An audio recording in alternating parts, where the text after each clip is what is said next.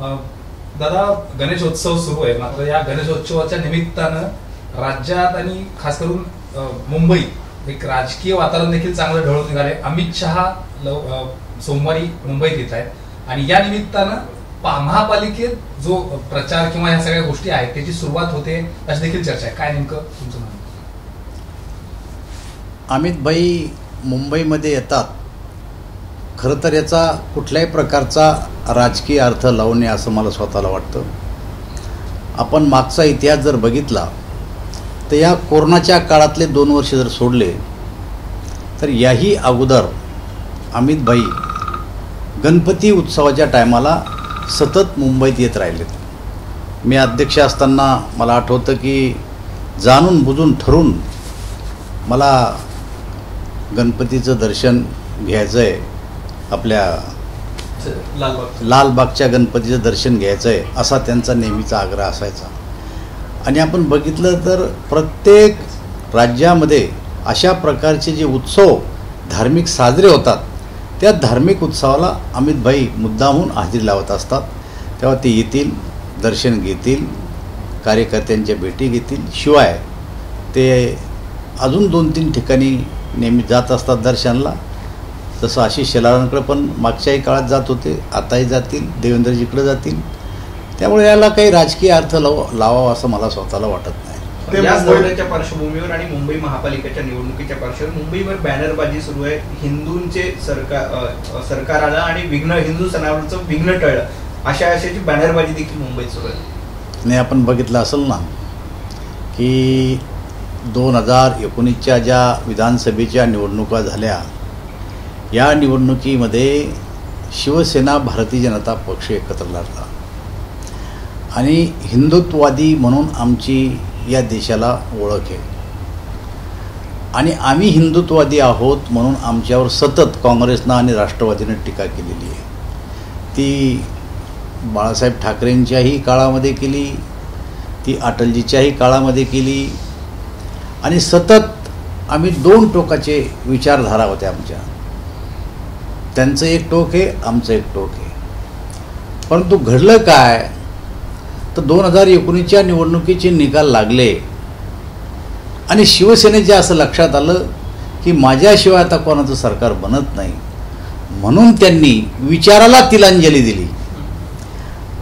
आपले जे मूळ विचार आहेत त्याला तिलांजली दिली आणि ज्यांच्याशी आपले विचार पटत नव्हते अशाशी त्यांनी संगत केली.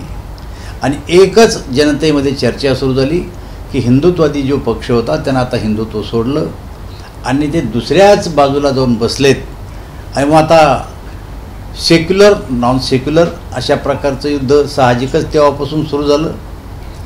आणि म्हणून जी बॅनरबाजी चालली ती अशी चालली की शिवसेनेजवळ आता पूर्वीची जी विचारसरणी होती ती विचारसरणी म्हणजे हिंदुत्ववादाची विचारसरणी आता राहिली नाही. जर हिंदुत्ववादाची विचारसरणी जर कोणाजवळ असेल तर ती फक्त आणि फक्त भारतीय जनता पार्टीजवळ आहे. मग आमच्या विचाराचं लोकांमध्ये जाऊन आम्ही प्रदर्शन करणं किंवा आमचा विचार लोकांपर्यंत सांगणं, यासाठी जर आमची बॅनरबाजी कोणी करत असेल आमचे कार्यकर्ते तर त्यात गैर काही नाही असं मला स्वतःला वाटतं. मूळ शिवसेना कोणाची यावरून देखील कोर्टात आणि निवडणूक आयोगात वाद सुरू आहे आणि याच्यावर आता दसरा मेळावा देखील. एकनाथ शिंदे असं म्हणतात की दसरा मेळावा आमचा शिवाजी पार्कवरच झाला पाहिजे, दुसरीकडे उद्धव ठाकरे म्हणतात शिवाजी पार्कवर झाला पाहिजे. तुम्हाला काय वाटतं, तुमची काय भूमिका आहे? हे बघा, राजकारणामध्ये गणिताला फार मोठं महत्त्व आहे, आकड्याला फार मोठं महत्त्व आहे आणि ज्यांच्या बाजूला जास्त संख्या ती खरी शिवसेना. आज 12 खासदार आणि 40 आमदार हे आपले राज्याचे मुख्यमंत्री एकनाथ शिंदे साहेबांसोबत आहे. त्यामुळे मागचा इतिहास जर पाहिला तर काँग्रेसचं चिन्ह हे सुरुवातीला बैलजोडी होतं, पण वाद निर्माण झाला, चिन्ह गोठवलं, मग गाय वासरू भेटलं, गाय वासरूचा वाद सुरू झाला, चिन्ह गोठवलं, मग मुलायम सिंगाचा वाद सुरू झाला उत्तर प्रदेशामध्ये. अखिलेश विरुद्ध मुलायम बाप बेटे एकमेकाच्या विरुद्ध गेले. त्या टायमाला निवडणूक आयोगानं निकाल दिला की ज्याच्या पाठीमागं जास्त लोक त्याला आम्ही चिन्ह देऊ आणि सायकल हे चिन्ह जो संस्थापक अध्यक्ष होते मुलायम सिंग त्यांचं काढून मुलाला अखिलेश सिंगला दिलं. राजकारणामध्ये कोणाचा पक्ष नसतो, स्वतःचा पक्ष हा सगळेजण असतो. तसं शिवसेनेमध्ये आता जी काही दुफळी झाली त्यामध्ये सगळ्यात जास्त आमदार सगळ्यात जास्त खासदार हे शिवसेनेच्या पाठीमागे आहे. आणि त्यामुळं आमचं मत आहे की 50-55 पैकी जर 40 लोक आमच्याबरोबर आले तीच खरी शिवसेना आहे. आणि आम्ही तर शिवसेनेबरोबर लढलो, शिवसेनेसोबत लढलो. त्यामुळं आता खरी शिवसेना ही एकनाथ शिंदे साहेबाची शिवसेना आहे असं आमचं नाही, या राज्यातल्या जनतेचं मत आहे. वारंवार एक दावा केला जातो की ठाकरे म्हणजेच शिवसेना आणि शिवसेना म्हणजेच ठाकरे. आता ज्या पद्धतीने बघतोय की शिंदे गट ज्या पद्धतीने क्लेम करतायत त्याला एक बचाव अशा पद्धतीने केला जातो. तुम्ही अनेक वर्ष सोबत होतात, ठाकरे म्हणजेच शिवसेना हे मुद्दा पडतोय त्यांचा? हे बघा, राजकारणामध्ये हे सूत्र लागू होत नाही. पूर्वीच्या काळामध्ये राजा हा पोटातून जन्माला यायचा, राजाच्या पोटी जन्माला आलेला राजा, आंधळा असो पांगळा असो बैरा असो मुक्का असो तो राजा. आता राजा पेटीतून जन्माला येतो,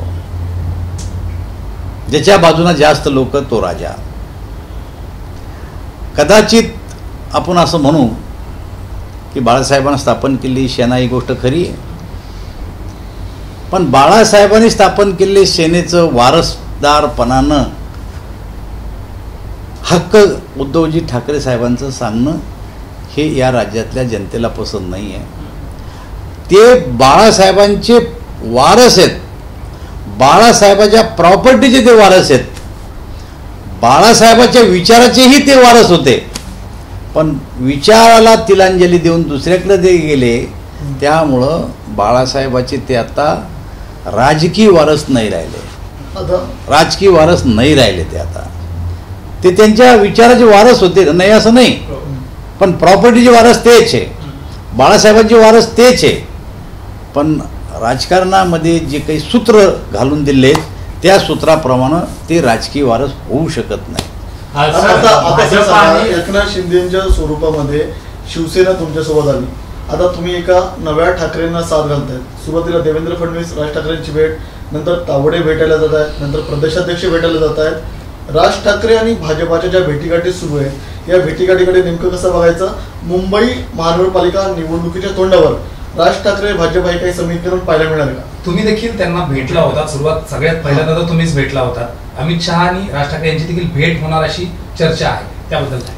हे बघा, हा गणपती उत्सव आहे आणि टिळकांनी जेव्हा गणपती उत्सव सुरू केलेत तेव्हा त्या पाठीमागची एक भूमिका होती की स्वातंत्र्याच्या लढ्यात या निमित्तानं का होत नाही, सगळ्यांनी एकत्र आलं पाहिजे. एकत्र या निमित्तानं जर आले तर पुढच्याही काळात हे एकत्र येऊन ब्रिटिशांच्या विरुद्ध लढण्याला एक या देशाची या राज्याची ताकद दिसेल, हा त्याच्या पाठीमागची खरी भूमिका होती.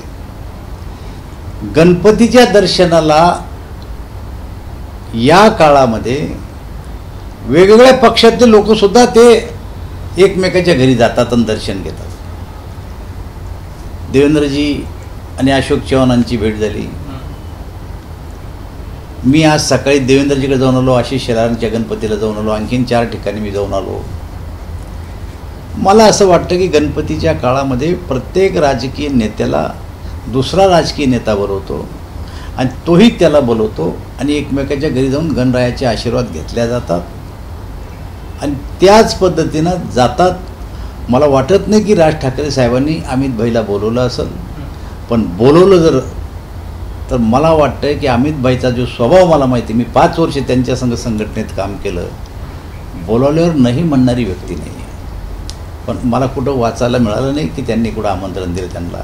आणि आमंत्रण जर नसेल तर अमित भाई कुठं जातील का हे तुम्हालाही कळतं आणि मलाही कळतं. सर, स्पष्ट प्रश्न आहे. अशोकरावांचा विषय निघाला. गेल्या काही दिवसापासून काँग्रेसमध्ये नाराजी असल्याच्या बातम्या येतात. मधल्या काळात विधान परिषदेची निवडणूक झाली तेव्हा काँग्रेसची मतं देखील फुटल्याचं आपण बघायला मिळालं. येत्या काळामध्ये अशोकराव आणि देवेंद्र फडणवीस यांची भेट हे येत्या काळात काही नवी समीकरण जन्माला बघायला मिळतील? आता ज्या काही राजकारणात राज्यात घडामोडी घडत आहेत आणि जे सत्तांतर होत आहे, आज पुढच्या गोष्टीचा अंदाज लावणं इथून पुढच्या राजकारणात आता शक्य नाही. पूर्वी 5-5 वर्षाचे अंदाज लावल्या जायचे की 5 वर्षानंतर राजकारण कसं असणार आहे.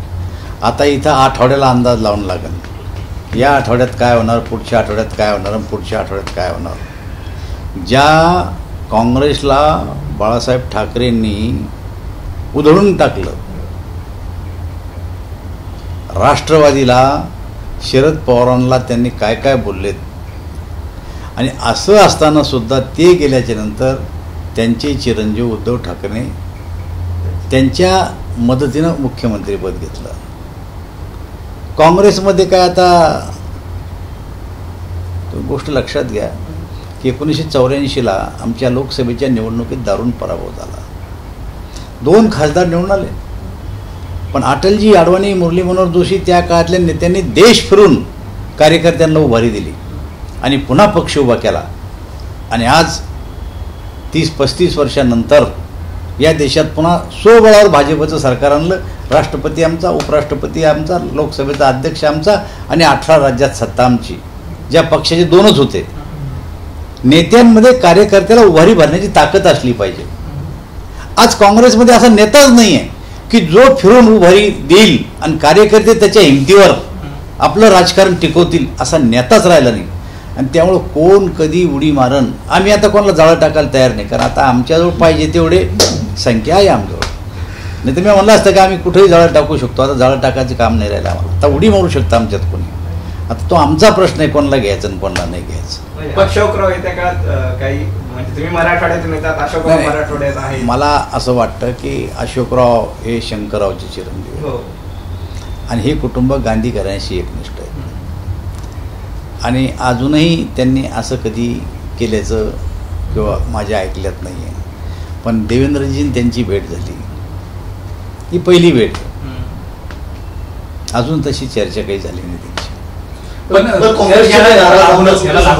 विषय आहे की मंत्रिमंडळ विस्तार, जो रखडलेला मंत्रिमंडळ विस्तार आहे, अनेक मोठी खाती स्वतः देवेंद्रजींकडे आहेत, काही एकनाथ शिंदेकडे आहेत. याचा एक असा अर्थ देखील, राजकीय अर्थ अनेकांकडून काढला जातोय की ही खाती याच इनकमिंग ज्येष्ठ नेत्यांसाठी ठेवण्यात आली आहे. मग ते अशोक चव्हाण असतील किंवा इतर काही.